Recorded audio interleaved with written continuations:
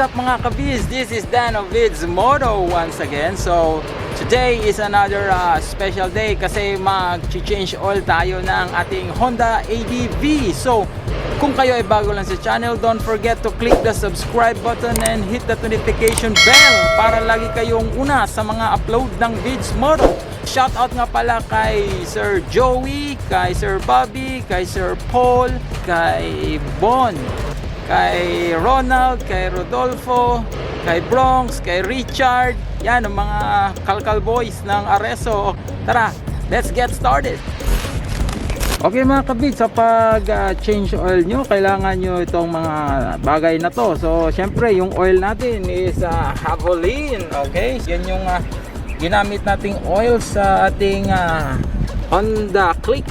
Okay, so pag binili nyo 1 liter to, ang kailangan lang ng Honda ADV is 800 ml. Estimate nyo na lang.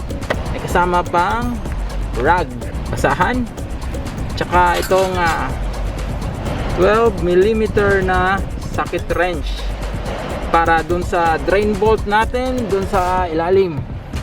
Tsaka kailangan nyo ng funnel syempre na merong hose. Improvise lang natin to, no? Makikita nyo to sa palengke. Yan, hose.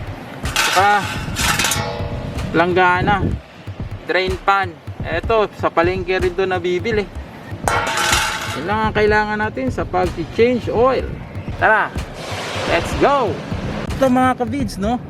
Dito nyo ito siya, nakikita nyo yan. Yan yung drain bolt natin sa ating oil. Huwag kayong mag-drain dun sa kabila kasi masyadong malambot yung kanyang bolt ba yung tawag dun, or cap, oil cap dun sa ating oil filter. Huwag kayo dun. So dito lang tayo para safe tayo. Okay, tara, i-drain muna natin. So unang yung gawin mga Ka-Vidz is ilagay nyo yan dyan. Yan, tapat ng stand. Yan yung ilagay pagitan para tumulo, hindi kayo magkalat. Okay, using this 12mm socket wrench, lagay na natin. Yan. So ang pihit nyo pag ano, no, pag ano, yan, to the left tayo push lang. 1, 2, 3, 4, 5, 6. Ayan, okay. Okay na yun. So pihitin nyo lang ng kamay to the left. Yan, so daan-daan kayo, baka mahulog yung bolt. Yan, i-ready nyo na lang yung pan nyo kasi baka biglang dumalo yung oil. Okay, there we go. So ayan mga Ka-Vidz, ito yung ating drain bolt, may washer. So next natin, is tatanggalin natin itong oil cap dito sa taas para dito natin ilagay yung ating Javelin na oil. Okay, the usual pagpihit nyo counterclockwise ba? Yes, counterclockwise pagpihit. Okay, tanggalin muna natin. Pihit nyo, pihit nyo pag ganyan lang.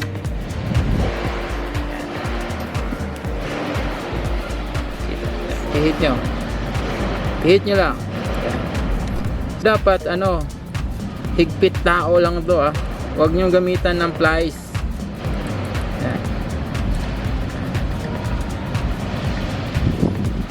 Tuwagan nyo lang. So yan, dumalo yung oil dito sa baba. Okay, so siya nga pala mga Ka-Vidz, no? Huwag nyo kalimutan tong linisan. Okay, kaya meron tayong basahan para linisan yung ating drain bolt. Okay, dapat malinis to siya. Yan, linisan nyo na lang, brush. Malinis, dapat malinis yan mga Ka-Vidz.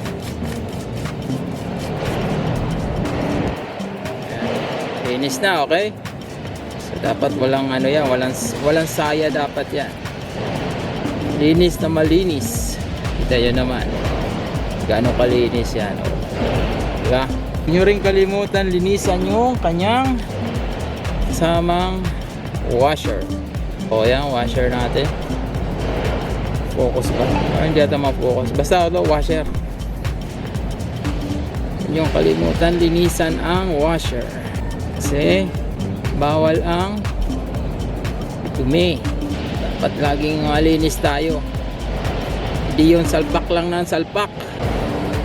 Alright, so ayan mga ka-Vidz, malinis na yung ating drain plug washer. Alright, ilalagay na tayo ng oil. Pag hindi na tumutulo yung langis natin, kaya na yan, ay balik nyo na yung drain bolt. Okay?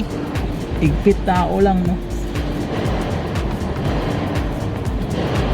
Yan. Ang ikot nya is counterclockwise. Ayan lang, counterclockwise.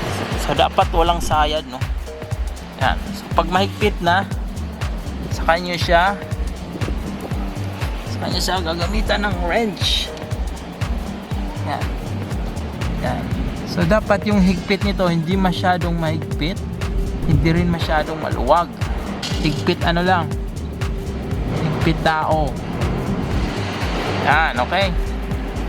Yan. Okay. So punasan nyo. Next step is magsasalin tayo ng oil. So ginawa natin is a Havalin Supermatic K40 10W-40. Okay, Havalin yan, maganda. Bagay na bagay sa ating Honda Click. Bagay na bagay sa ating Honda ADV. 1 liter to, no? Estimate na lang natin 200 ml dapat ang 200 ml dapat ang maiwan kasi 1 liter to. Ang kailangan lang natin is 800 ml. Tara, salin na natin doon. So yan mga ka-Vidz, yan yung ating funnel tsaka hose. So DIY lang yan, functional naman. So bubuhos na natin dito yung ating Havalin.